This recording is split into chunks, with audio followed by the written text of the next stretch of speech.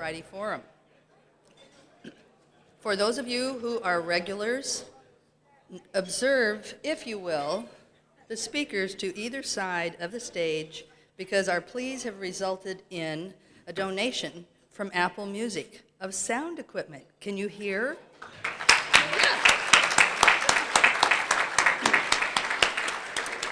It's just amazingly wonderful. We also have a new sound person over here, so we'll welcome him from Oregon Public Broadcasting. I just feel so good to be heard.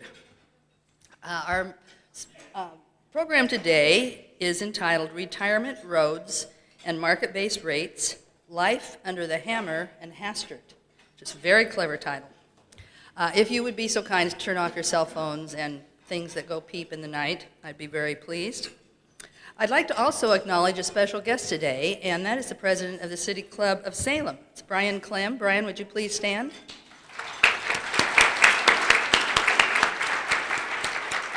Thank you.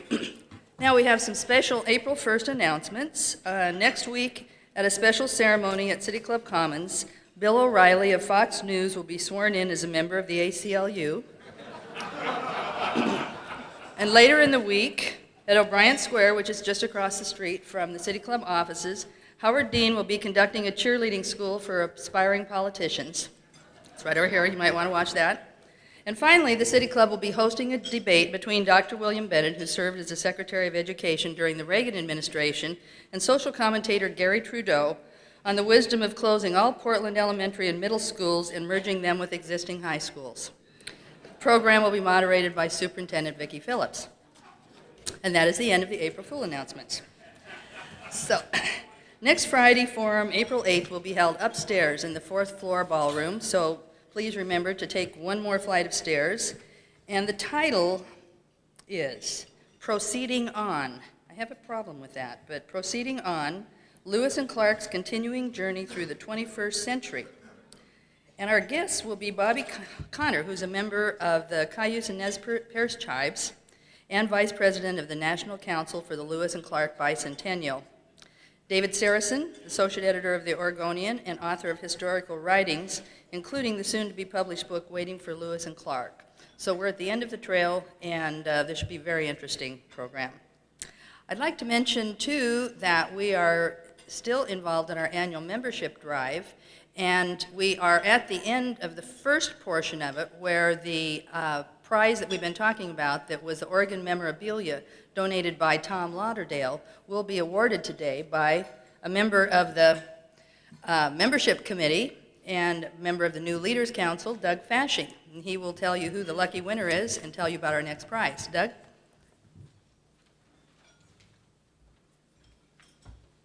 Thanks, Corleen.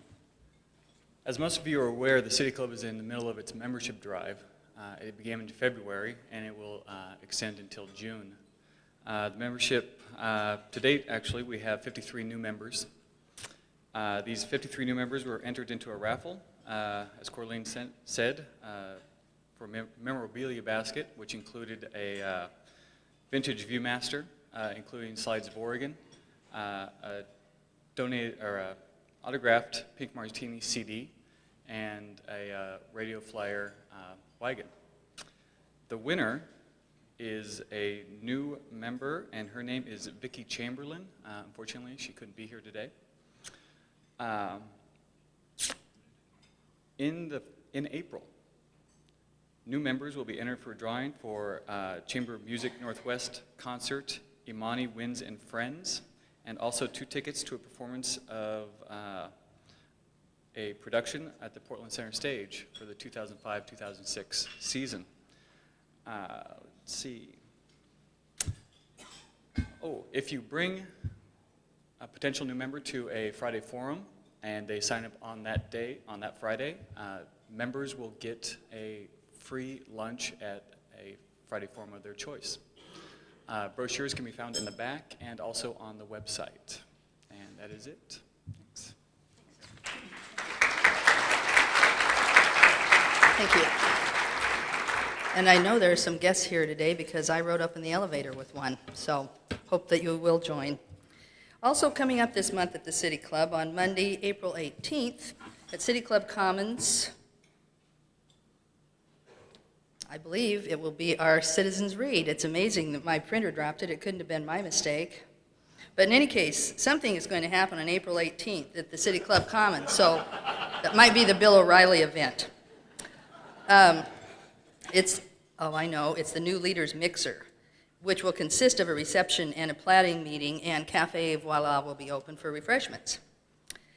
We are also involved with the City Club Theater event, which will be held Sunday, April 24th for 2 p.m. matinee of Fuente Ovejuna at Miracle Theater. It includes a post-play discussion with the director and the cast, and tickets can be purchased through the City Club office. Later in the month, we'll continue with our post-Illahee lecture discussions, our Citizens Read Book Club, and our final Friday open house. Details on all of these events, and you can also join on www.pdxcityclub.org. You can also purchase audio CDs and video tapes of today's program through the City Club office. Now, our sponsors this quarter, they're extremely important to us, and community-minded, civic-minded organizations of Pope and Talbot, Providence Health Systems, and Zimmer Gunsel Frasca, and they help underwrite our broadcast, so thank you very much to our sponsors.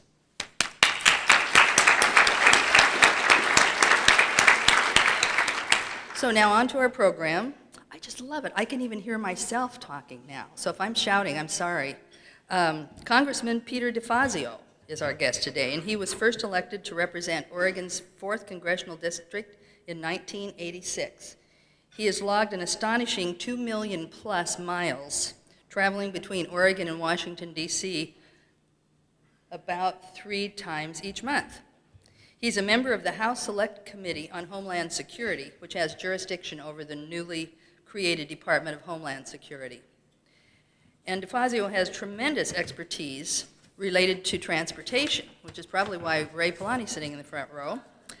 He has this tremendous expertise because of his service as a member of the Transportation and Infrastructure Committee, as the ranking member of the Aviation Subcommittee, and Coast Guard and Maritime Transportation Committee, and the Railroad Subcommittee. So he's covered land, sea, and water.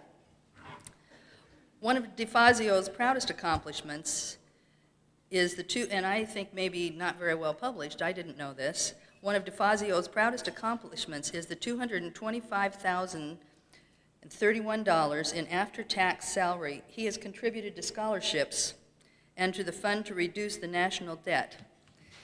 Those contributions have funded 134 scholarships for Oregon displaced workers at the 5 Southwestern Oregon community colleges and at the University of Oregon. DeFazio funds these scholarships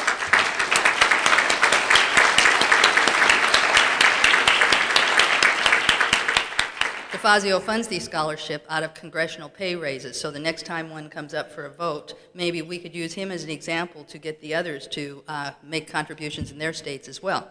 So, Congressman DeFazio.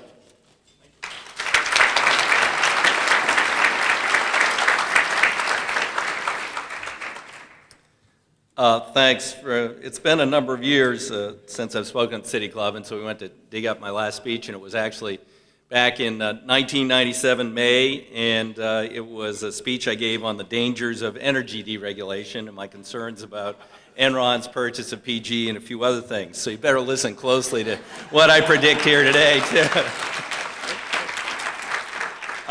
Just a short advertisement before, when she mentioned the scholarships. Just yesterday I spoke at something that was both inspiring and sobering, which was the return ceremony for the large National Guard unit from my district coming back from Iraq.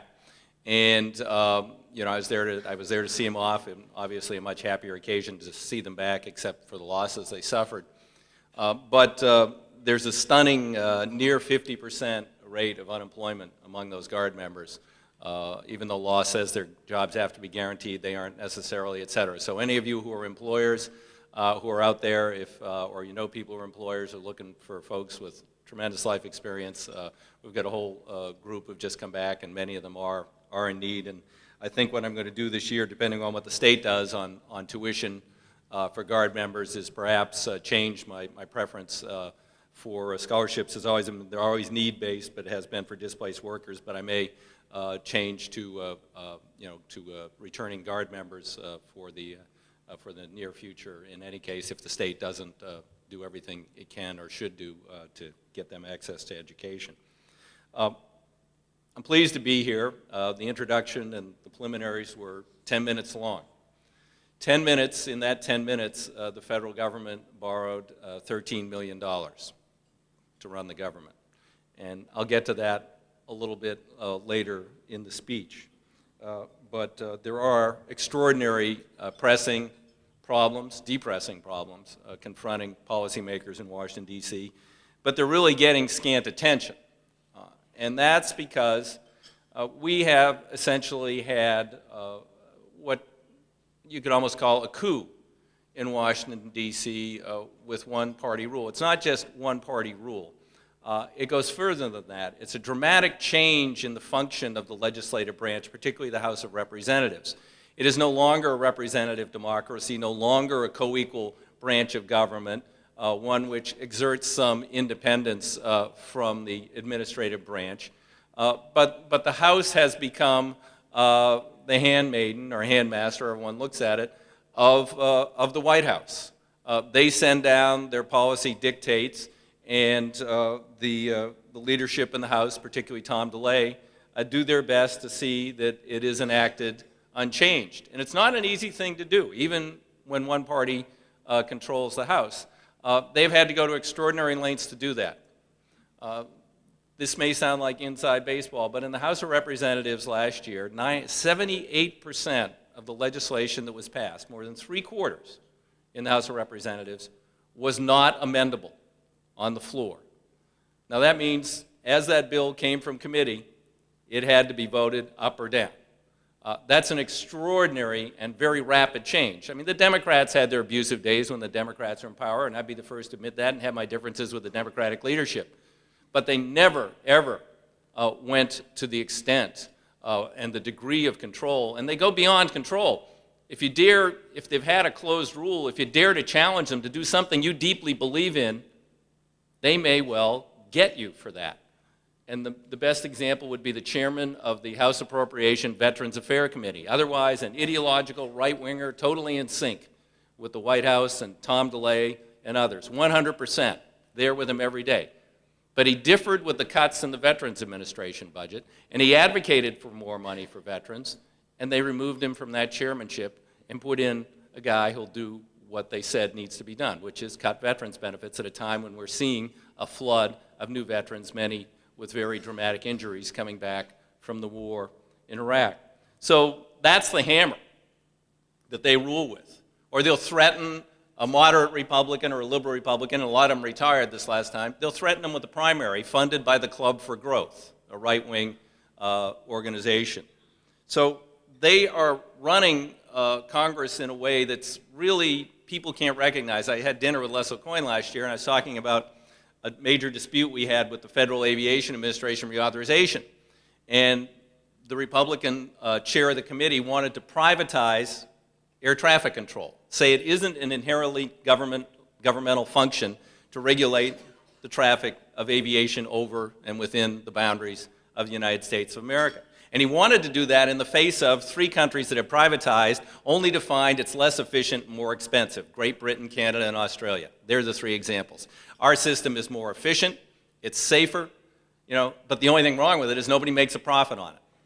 So they were pushing for privatization, and I was telling him, and I was telling Les the procedure, and it had been voted down in the House and voted down in the Senate, but then the White House insisted that they wanted privatization, and they were trying to insert it in the conference committee. And Les says, well, you can't do that. That's against the rules. And I said, Les, you don't understand. We don't have rules anymore that don't follow the dictates of the White House or the leadership. They changed the rules. And they did in that case. They were saying, well, we'll just waive the rules. It doesn't matter that it was rejected by both bodies. The White House wants it. So this is very serious for the future of this country. And some of us look at what's going on in the Senate and say, oh, well, that's a distant I mean, there are many people concerned over the judiciary and the fact the Senate uses the filibuster for people they see as being way on the fringe or incompetent to hold the jobs.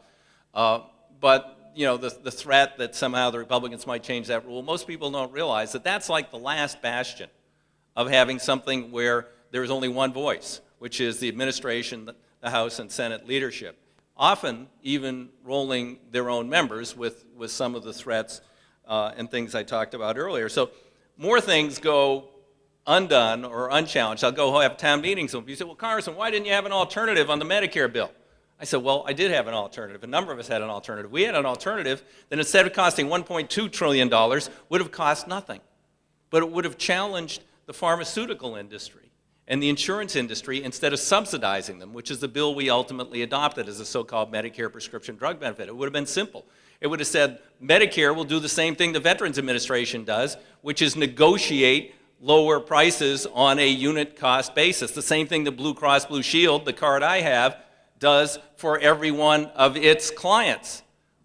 Medicare could have done that. We could have dramatically reduced the price of prescription drugs at virtually no cost to the taxpayer, and then we could have provided some sort of subsidy to very low-income seniors on Medicare to help them meet those much lower costs, probably 60, 70% or greater reduction in drug costs.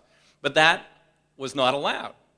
And it wasn't allowed for a couple of reasons. One is because it challenged the pharmaceutical and insurance industries, who are the number one or number two political contributor every year and very generous to this administration and this leadership. And secondly, it wasn't allowed because they were worried that their members might bolt and vote for it, because here's something we can do that makes sense, would help seniors, and wouldn't cost, at the time they told us $400 billion, now they're telling us $1.2 trillion to subsidize the pharmaceutical and insurance industries and provide a very lame and complicated prescription drug benefit. And the list goes on. I did a town meeting 2 nights ago on Social Security, and someone said, well, if wages were higher, we wouldn't have such a problem because there'd be a bigger wage base for Social Security. I said, you're right. They said, well, why don't you do something about the higher minimum wage? I said, we've tried. They will not allow us to vote on a higher minimum wage. We are not allowed to vote on it. The House of Representatives is essentially a dictatorship. The rules are set by the Rules Committee.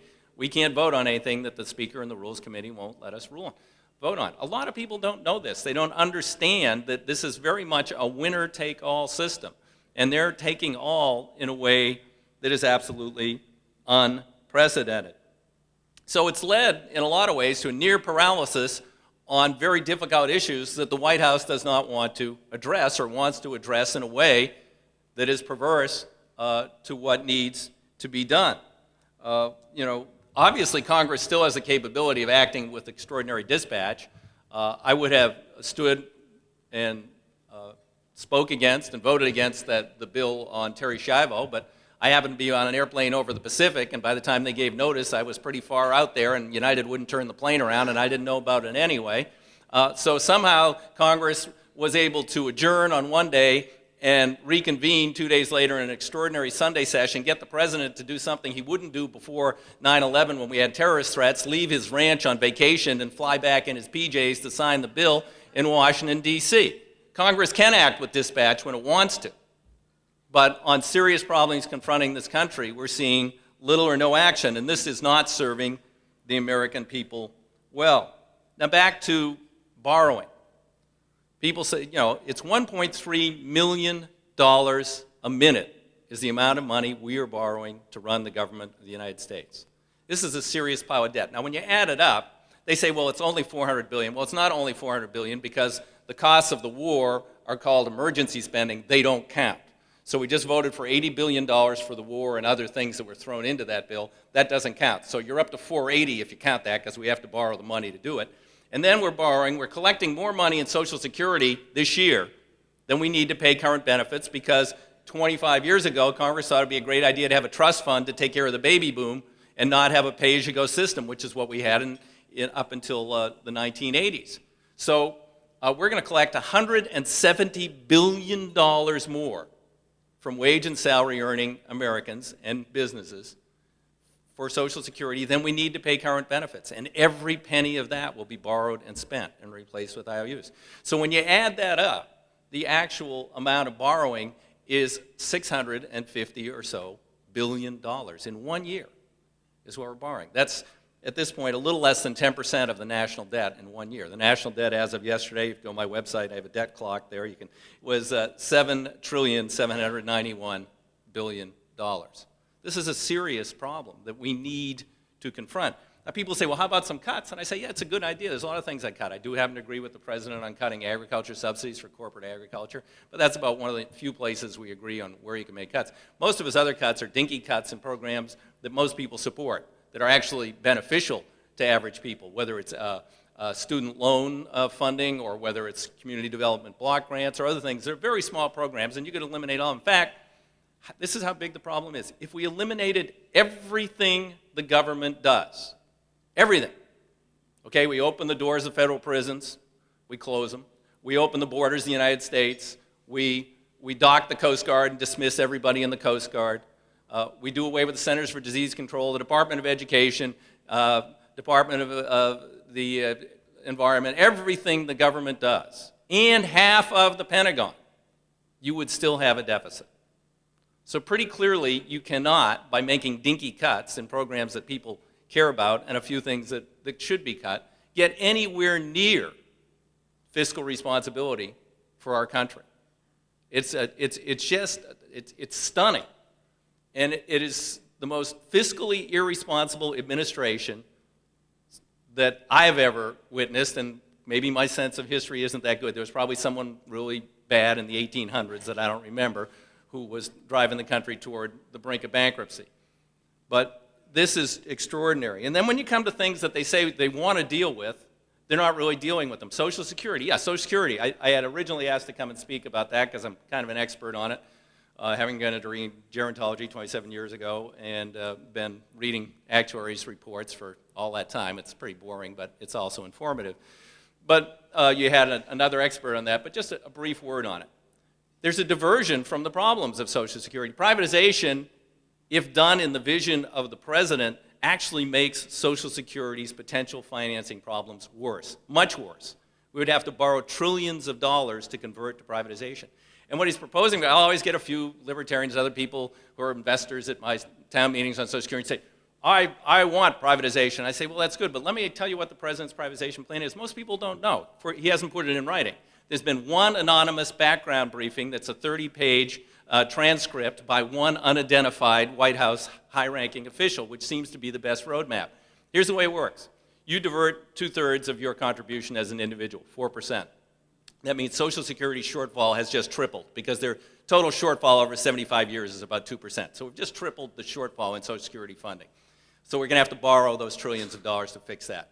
Then you are allowed to choose among a very narrow menu of investment options chosen for you by the government. Big government chooses the vendor, and they'll restrict the options that vendor can give you. You're allowed to bet or invest over your working lifetime. But here's the thing most people don't know. At the end of your working lifetime, the government comes in and says, well, if you had put that money in Social Security, it would have earned inflation plus 3% in T-bills. So here's your bill.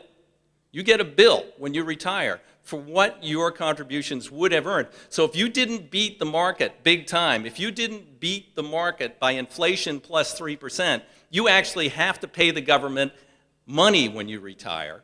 If you did inflation plus 3%, you come out even, but your Social Security benefit will be dramatically reduced.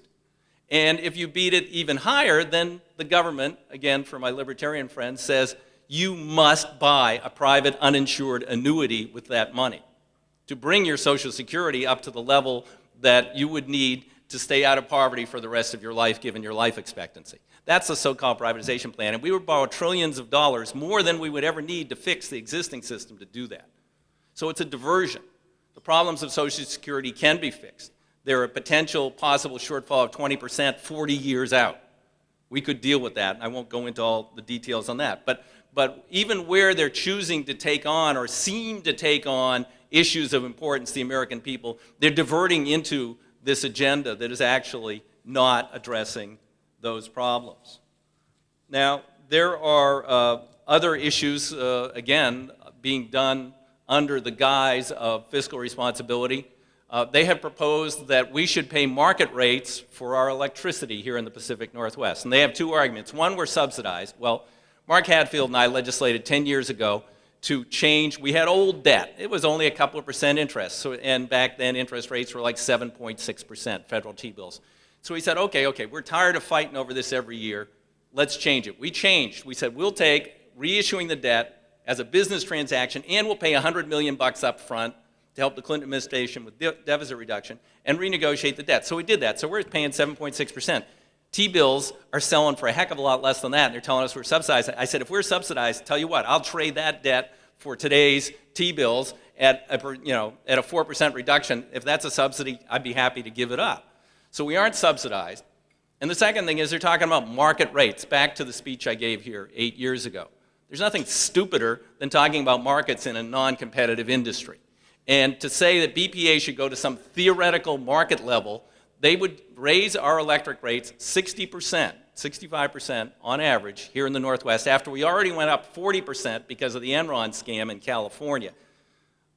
And we would pay that, and the theory under this is then the BPA would then have a big surplus that they would pay down the federal debt faster, and it makes the deficit look smaller, and so that would be fiscal responsibility. Of course, it would devastate the economy of the Pacific Northwest, and we have, on a bipartisan basis, stopped that proposal for now, but it'll be back, and we're going to have to continue to fight it.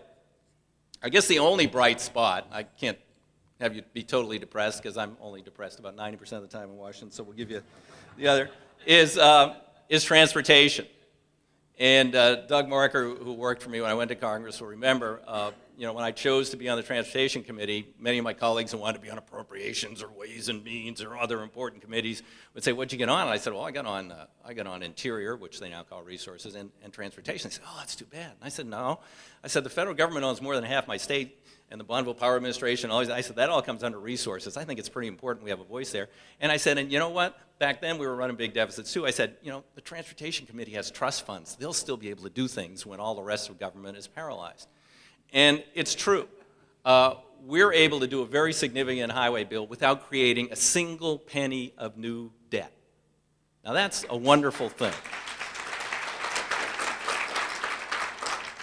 And the Department of Transportation says the economic activity that you can generate with transportation projects, on average, is 46,000 jobs per $1 billion spent, private, public sector, direct construction, spillover, small business, other related economic activity, like when you do nodal development here in Portland, and suddenly a neighborhood springs up around, a light rail stop.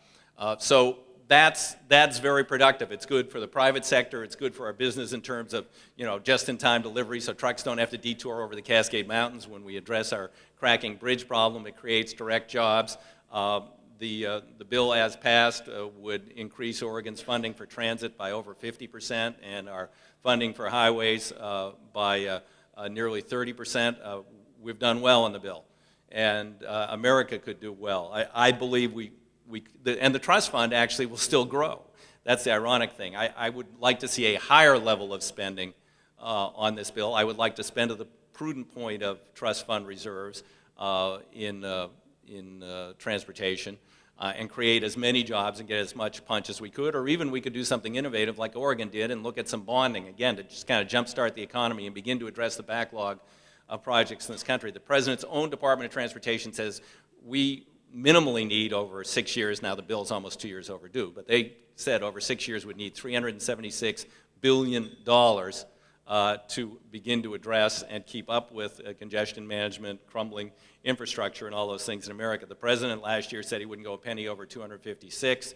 Now he's allowing that he might go up to 284. We're hoping to get maybe up to around 300. And again, we could do that without borrowing any money. So there is hope that we can do a few productive things without borrowing money, but we have to turn to addressing those other very real problems of financing our government and restore some fiscal responsibility, and hopefully maybe even some more representative democracy to Washington, D.C. With that, I'd be happy to take some questions. Thank you very much. Thank you for your attention.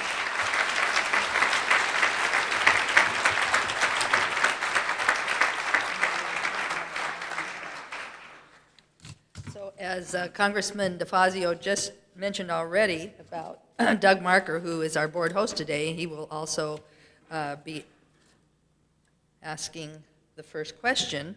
Doug served for 4 years as a legislative director and chief of staff for Congressman DeFazio. Doug has been a member of the City Club since 1991, and he's now serving his second term on the Board of Governors, and he's the president-elect of the club. So you'll be seeing him up here. effective sometime in June. He's currently the director of the Northwest Power and Conservation Council's field. This is not my, it's April 1st. I'm just kidding, I can talk. He is director of the Northwest Power and Conservation Council's Fish and Wildlife Division. Doug Marker. Sorry. Thank you. Well, Peter, you mentioned that when you were here last time, it was at the time when Enron was beginning the purchase of PGE. And now that the events have unfolded and the Texas General bid has been disapproved by the PUC, I wonder if you could comment on the significance of public ownership in some form for PGE and benefit, or your view of how that would affect the Oregon economy. Thanks, Doug. I appreciate it. It's a very important question. In fact, I was just over at the Oregonian editorial board before I became here discussing that same question. About 3 years ago, I proposed that the state should use a section, there's a section in the state constitution which authorizes the state of Oregon to purchase or become a utility. And I recommended to then candidate Kulongoski and to the legislative leaders that they should consider that at that time. I am concerned, PGE is an incredible, important asset for this state, or can be. It could also be very much detrimental to the economic interests of Portland and many of our businesses and many of our citizens if mismanaged or spun off in a way that was irresponsible. I'm pleased the PUC rejected the Texas Pacific group, but here's the thing. We don't have a lot of time because it's pretty inevitable Congress is going to pass an energy bill this time. And what they're going to do is, with incredible stupidity, they're going to open the door to the last run-up and collapse of the electricity industry in this country. Those of you who are students of history remember the Insul Empire and the idea that a whole series of holding companies can buy up all of the electrical assets in the United States. That's been prohibited by law since the 1930s, the Public Utility Holding Company Act. They're telling us that's a quaint artifact. And it would be great if one or another of the brokerage firms or speculators on Wall Street or some foreign company could come into the United States and buy up all the utility companies.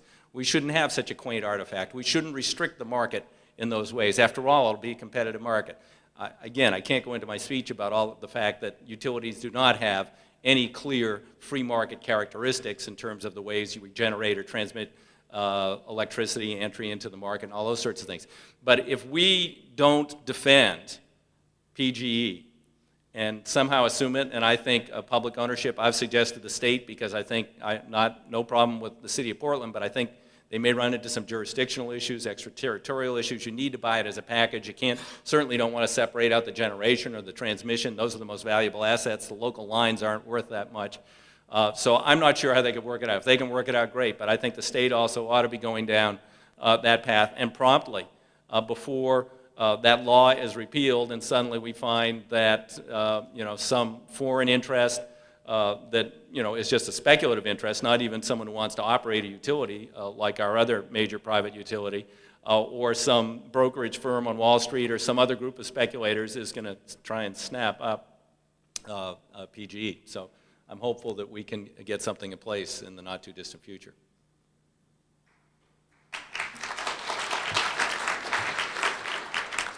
I'm Jim Zarin, City Club member. Congressman, you mentioned that maybe other than transportation, it's from your point of view a pretty sorry state back in the legislative wars in Washington. One might make the observation that it's very similar back here in our legislature, in our state. We've done some good things in transportation in the last session or two, but it's been a tough haul in almost every other area. And as somebody that's been a political leader in our state for a long time, I wonder what observations you might have, though most of the time you're in Washington, about where we are in this state back here politically on the tough issues that we're struggling with as a state government, funding education, keeping the courthouses open, helping people that need health care and don't have insurance, et cetera. Just if you could take the 50,000-foot view on what the body politic in Oregon is all about.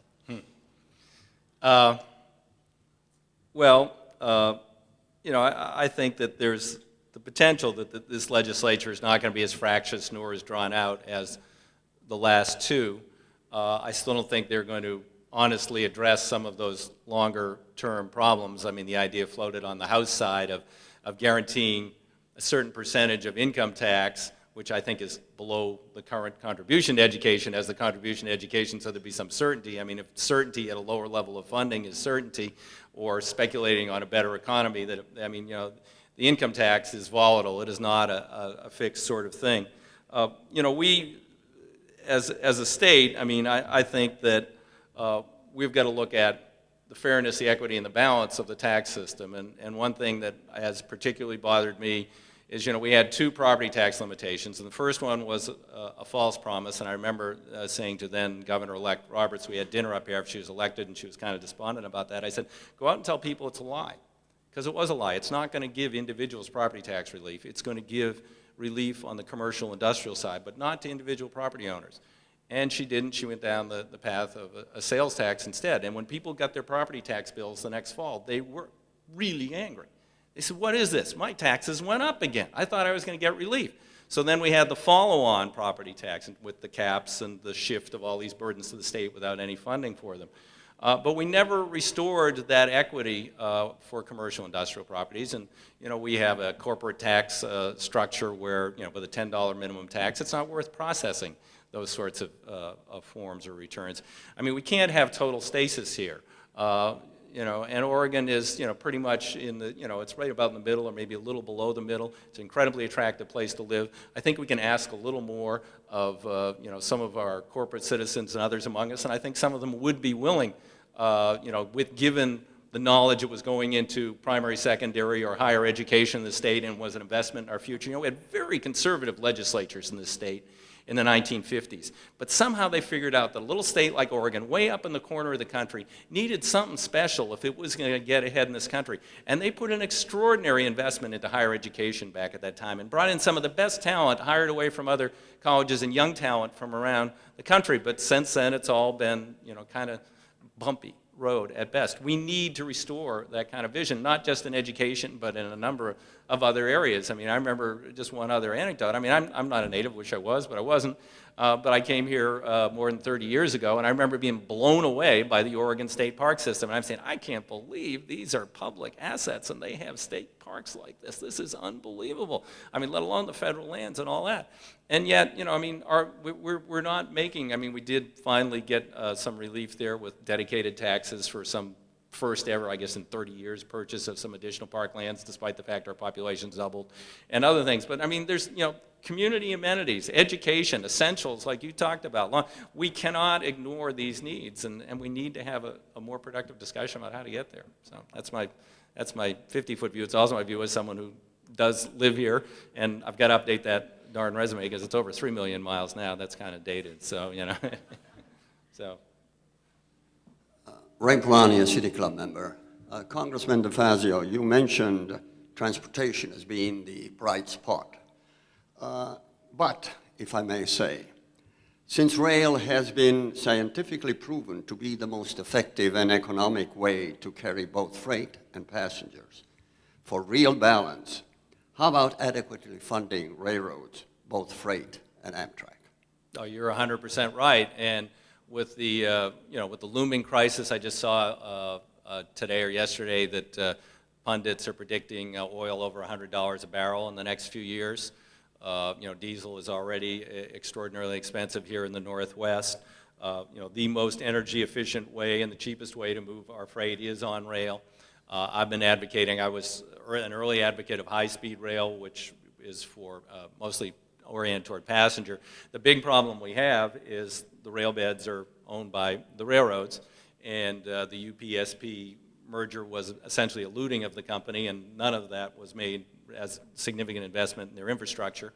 They're just starting to buy rolling stock now, starting to hire crews. They have a shortage. They aren't really dealing with the rail bed problem. There's an extraordinarily conservative gentleman in my district who I don't agree with on a lot of things, but I was out to visit him, Aaron Jones, Seneca Lumber, and still get his picture of Ronald Reagan behind the desk, but Aaron was waxing poetic about World War II. He owns a lumber and sawmill company, when the Army ran the railroads, and asked me if we couldn't go back to that. And, you know, because he is being forced onto truck when he doesn't want to be on truck, and that's not unique to him and his business. I mean, it's particularly endemic in my part of the state to lumber and wood products, but I know it's other folks are being forced onto truck when they know it's not as efficient, but they can't wait, and they can't afford what's going on with rail. So we need some major reform and restructuring of the rail industry. I think the governor's on the right track with the Connect Oregon, where we're going to look at essentially what is the least cost mode of transportation, as opposed to saying these are highway dollars, these are the tiny few dollars for rail, these are the dollars for, you know, we're going to look at least cost ways of transporting goods, and we've got to look at energy efficient least cost ways of transporting goods. It's going to be good for all of us, and it's going to be very good, you know, for business. Don Young, interestingly enough, a conservative Republican these days, probably a moderate in this House from Alaska, who chairs the Transportation Committee, even though they're not beneficiaries, is a big fan of rail and would like to move a major rail bill. He's talking about a $20 billion rail bill as an investment through Congress, but thus far the White House and his leadership won't let him do that. But I sponsored the bill in the past. I'll sponsor it when he hasn't reintroduced it yet, because he wants to get the highway transit bill done first, but he is going to reintroduce it, and we're going to fight for it, and you're right. And I got to expect they're going to start paying attention to us with diesel prices going like this. And business hopefully will come in and help us with that fight. So. Hi, Kathleen Warman, City Club member. My question is concerning transportation as well. I'm learning that from the time that a discussion ensues about a new road until it gets built is 20 years. And we really could use a western bypass on I-5. And I know that it's, even if we talked about it next year, we wouldn't get it for another 20 years, and we need it last year or 5 years ago.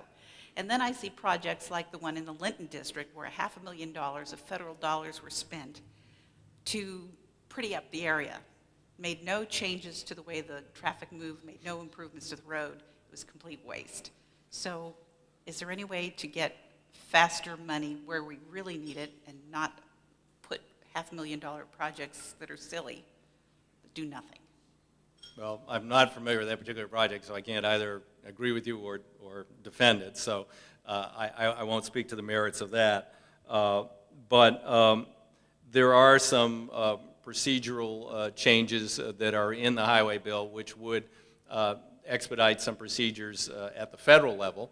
But then, you know, things often, you know, you've got to deal with the state land use planning and what the implications of changes there, or Measure 37 are for highway, or other things. I mean, highway construction is always a very sensitive issue with people who are impacted. You know, the routing is particularly essential to certain property owners, and other property owners object to it. So I don't think it's ever going to be really easy to cite new highways, but there are, at least on the federal level, some procedural changes being proposed in the bill that would move the federal evaluations and constraints along more quickly, not rescinding the rights of people to monitor a federal process, but really not causing all this replication. I'll give one example. When I was first elected, I got a project funded in Eugene for a choke point Ferry Street Bridge. Long story, but anyway, finally it was built in 12 years, but they didn't do what was envisioned, which was make the bridge a little wider, because of a local ordinance and a referral to the ballot. So that was a local problem. But the bottom line is, even then, it almost didn't happen. I had gotten the money. It was about to expire. Mark Hatfield was threatening to take it. I had to call Mark on the phone and kind of raise my voice a little, which he really didn't do with the senator, and we got along very well, and that's the only time I ever did that. And he said, okay, if you give me a guarantee, you'll get that money spent. And the only way I got it done in time was I said, look, you got to stop messing around here. You got the county, the city, the state, and the feds. I said, you know, you drop the plans at the city, you send them to the county makes a couple little changes, they send it to the state sends it up to the feds make changes, they send. I said, this is ridiculous. So they finally got everybody together in one room and said, okay, what's it going to look like? And they all drew their changes and argued over the changes and got it done in one. So there are ways we can certainly expedite this process, but the basic decisions affecting property owners and those are always going to be difficult. I can't, you know, and that's more on a state level. So, yeah, thank you. Bob McCarthy, City Club member. You've painted a dark picture, and it's April Fool's. Yeah, I wish. We can't let you go, at least I can't let you go, unless you talk a bit about the solutions. It's going to get worse. You won't have the surplus from Social Security. You have, I think, $1.9 trillion or so in treasuries that are going to have to be paid back to fund Social Security. What would you do? Well, for Social Security, I would look, I have proposed a solution. It's one where we're now capped the tax on wages at $94,000, and you have essentially, it's a little complicated, but I would create a new tier of Social Security for people who earn over $94,000, where they would get what's called a lower replacement rate, much lower, but it would still be linked to earnings, and they would pay on all their salary, and their corporations would pay on all their salary. To actuaries, I would also allow some aggregate investment of the surplus, at least in this interim while we have a surplus, so Congress couldn't borrow it and spend it. And all of it, that it would be invested in the name of the trust fund as opposed to just being IOUs. The actuaries of Social Security are very conservative, scored my bill, and they said, well, you know, that's more money than we need. So then I'm able to do one other thing, which is to say I would exempt the first $4,000 of everybody's income from FICA tax, and more working Americans pay FICA tax, more in FICA taxes than they do income taxes to the government. So we could create, you know, everybody who earned less than $94,000 under my plan gets a tax break, and we make Social Security solvent.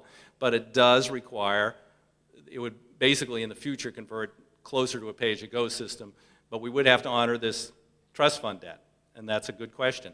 The federal government can never question its debt. And for anybody to do that, I'm astonished the Secretary of the Treasury or the President could imply that somehow we might not be able to honor, or we might not honor the Social Security debt. Well, since that's the most privileged debt issued by the federal government, yeah, we owe it to ourselves, but it is officially the most privileged debt, and it might even be constitutionally prohibited to default on it under an obscure, untested part of the Constitution. What does that mean to other investors around the world who are lending us $1.3 million a minute to run the government? So you can't question that. So we have to begin to restore fiscal responsibility in this country. And you can't just do it by, I told you, I mean, we can eliminate everything, we're still not there. You've got to talk about entitlement spending. You know, that goes to the issues of Medicare and how we would restructure that. I have a plan on how you could do that and lower that. That's much more of a crisis than Social Security. And we've got to talk about taxes. I mean, we cannot afford to borrow money to cut taxes, which is what, if we make all those tax cuts permanent, we're doing. We're borrowing money to provide permanent tax reductions, mostly for the most wealthy among us. And we can't afford that, and I have some proposals there. So I think that, you know, but we've got to open the debate onto those other parts. You can't just say, oh, well, we'll do away with this or that. I mean, we're not going to get there. Hi, Doug Fashing, City Club member, and I also serve on the advocacy board of the PSU alumni, and I want to thank you for your work to get the University Transportation Center to PSU. My question is, what do you think the chances are of getting the designated building in the final transportation bill? Well, the crystal ball on the transportation bill is a little murky. You know, we've got a pretty good bill out of the House.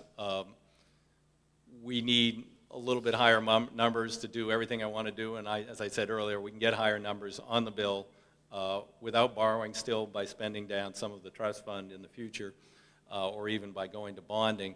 The Senate has not taken the bill up yet. Where they're going to go on those sorts of issues or policies, I don't know. And if the Senate has a meltdown over judicial nominations, then the whole bill is up in the air, and who knows what happens. So it's murky. I think that the study of transportation centers, you know, are key toward looking toward a more effective and efficient use of tax dollars and transportation and movement of goods and people in the future. So I'm hopeful we can do that, but I just don't know at this point. Yes. Hello, Roberta Palmer, City Club member. Congressman, you've touched on health care. I wonder if you could expand a little more on how health care is not only eating up the federal budget, but it's hurting every other sector of this economy. And if the moral aspect of the issue is not getting us anywhere, will it take an economic collapse before the federal government acts on health care? Well, the interesting thing is, you know, that GM really likes to build cars in Canada. And the Canadian taxes are really high. But guess what? They don't have to buy private health insurance for their employees, so they come out way ahead, even paying higher taxes. I've had this discussion with some very senior executives, and no one is willing to take on the insurance industry in the United States of America. It's an incredibly powerful lobby, and they're exempt from antitrust law, so they can and do collude to fix prices, decide who they'll cover, who they won't cover. We have an incredibly inefficient system. The government takes the high-risk people, the elderly, the permanently disabled, people with kidney dialysis, the government assumes those people. The very poor, government assumes those people, or the taxpayers assume those people. Then we leave the rest of America out there and we say to the industry, okay, on a non-competitive basis, you insure them. So they can and go out and say, well, we'll insure this group or not that group, and we won't insure you because you had a claim last year. If someone in your business had a claim, your premiums are doubled. If you want to pay them, fine, otherwise forget about it. I mean, it's basically an unregulated industry, and it is becoming unaffordable and unsustainable. 45 million people without health insurance. Well, guess what? They still get health care, but they only get it on an emergency basis, and then all the rest of us pay for that, either higher taxes or higher insurance premiums. So I've had a bill to, if we're going to sort of maintain the current system, remove the antitrust exemption from the insurance industry, which would benefit a whole host of businesses and people across a whole host of lines of insurance, make them truly competitive. I'm not against the industry, but hey, let's be honest and competitive here, not collude to fix prices and do that. It's not just health care that's a problem, other lines of insurance.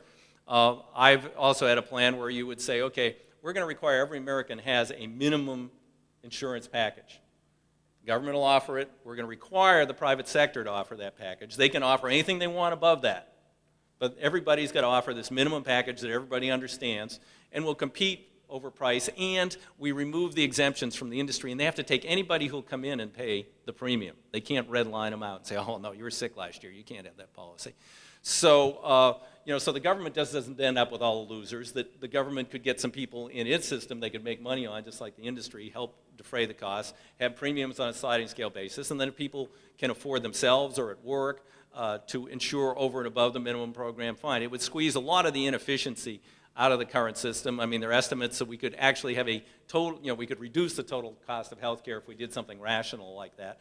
And we're going to get there sooner or later, and I'm hoping that sooner or later businesses help force that discussion. They've been ideologically opposed to the idea of sort of national health care, but if you do it in what's sort of a mixed market system, maybe they would go there, I don't know.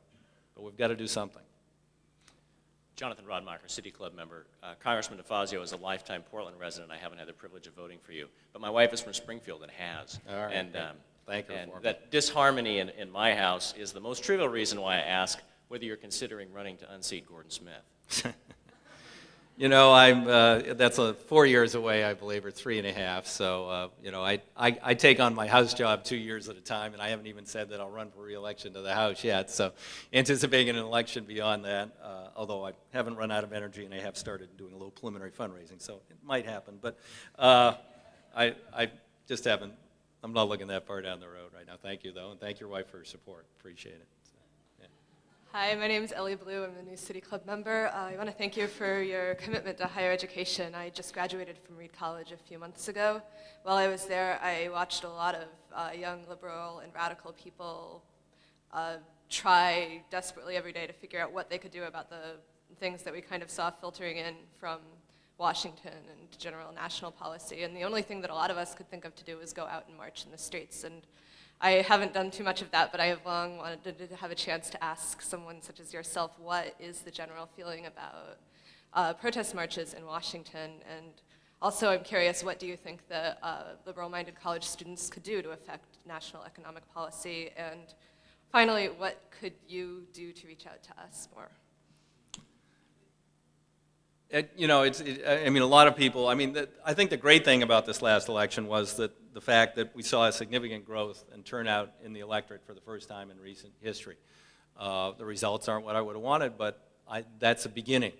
We've got to engage more people in our system of representative democracy and let them know that they can make a difference. I'll sort of give an allegory maybe. I just went on an incredibly inspiring trip. I went with John Lewis, who serves with me in Congress, and he was one of the principal 5 civil rights leaders back in the 60s, the youngest. He's still alive. Most of the others are gone. And I went with him to a reenactment of the march over the Pettus Bridge, which is something I only remember as a kid seeing on the cover of Life magazine, this guy getting bashed over the head with like an 18-inch nightstick. That was John Lewis. And he serves now in Congress. You can still see the crease in his head. And I went down there with him and met people who were involved in the movement and really learned a lot. I was a Northerner. I didn't know that much about what went on and how, I mean, I heard about it, sure. I studied. It was sort of ongoing while I was in school, so it wasn't history yet. So, and there wasn't, the activism of my generation pretty much turned the Vietnam War. So, because civil rights had sort of been settled at that point, we thought. So I had never been as exposed to what went on and how difficult that struggle was, and met, had an extraordinary trip. And when I think of the odds and what they did and how they changed the direction of the country, and they were reminiscing, I mean, John was reminiscing about meeting with LBJ and the discussions there and those sorts of things, and LBJ's reluctance to go ahead with voting rights, having done civil rights, and how the country responded ultimately to what they saw of the oppression and the brutality against a minority in this country always gives me tremendous hope for changing almost anything. And I'm a great believer in grassroots democracy and action and building from the bottom up. There's problems now that we've never confronted before. The amount of money spent in politics to get a result, the sort of the scientific polling and basis that's used. All those things, the ownership of the media, which we don't get some of the diversity. We might not even see some of those. Fox probably wouldn't show John Lewis being beat over the head on the Pettus Bridge. I don't know what they would switch to instead. But, so there are all those problems. But still, I believe that, with new tools, the internet, new spirit and energy among young people, traditional tools of networking and being involved in our communities, starting, from the ground. I mean, we live in kind of an oasis here, it really, there are the massive, tremendous national problems, and I go to other parts of the country, and despite our bad economy, I'm always, our struggling economy, I'm always just so thrilled to come home because we live in a really unique and beautiful place with a community that I think still has a little more greater social consciousness about living together with people in our state.